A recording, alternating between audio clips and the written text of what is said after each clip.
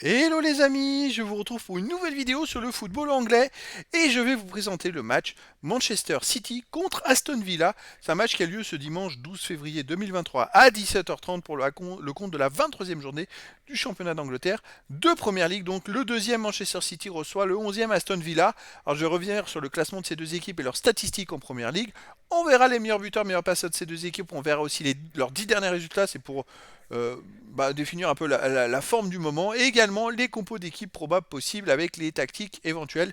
Même si tout peut changer d'ici le début du match, ça nous permettra d'avoir une idée sur cette rencontre et une tendance.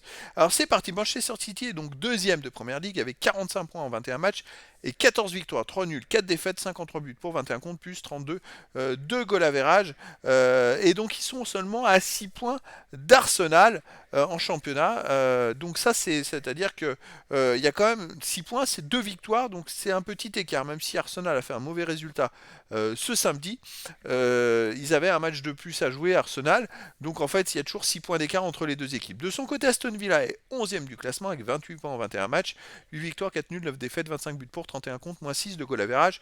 Donc ils sont tout simplement à 17 points de Manchester City, 17 points d'écart entre les deux équipes.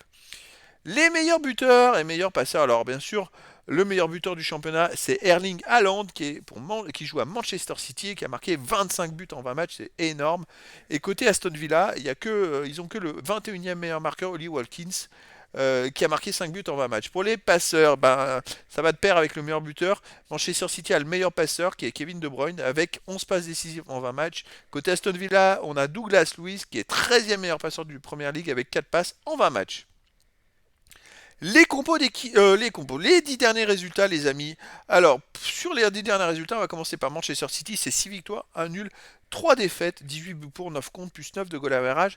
Ils viennent de perdre à Tottenham 1-0. Alors c'est vrai que c'est pas des bons scores s'ils veulent revenir sur Arsenal. Bon, le match de coupe, ils avaient gagné contre Arsenal 1-0, contre Wolverhampton 3-0, contre Tottenham, ils avaient gagné 4-2. Attention, ils étaient menés 2-0 à la mi-temps et avant ils avaient fait deux défaites de suite.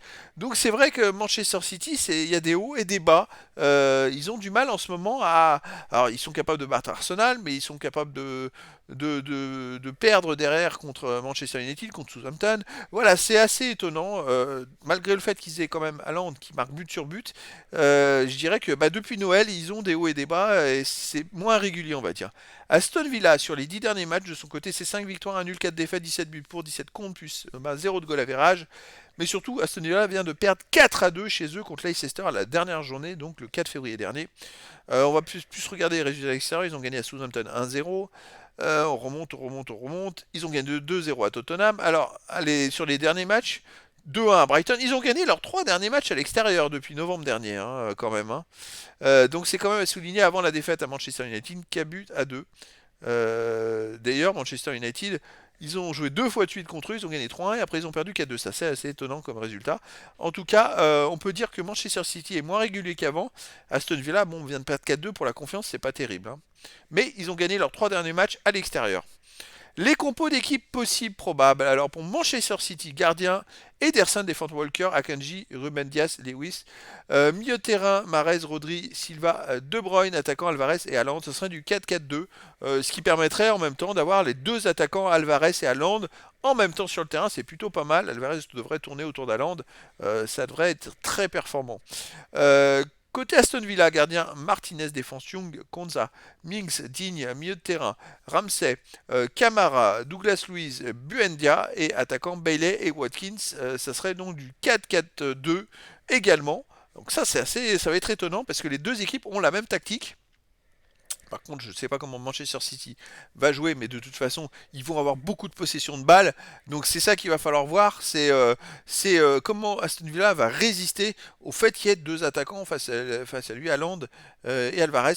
Donc ça va être très intéressant. En tout cas, les amis, je vous donne rendez-vous ce dimanche 12 février 2023, 17h30, pour le match de la 23e journée du championnat d'Angleterre et donc de Première Ligue. Manchester City, le deuxième, reçoit Aston Villa, le 11e. Voilà les amis, je vous dis à très bientôt pour une nouvelle vidéo.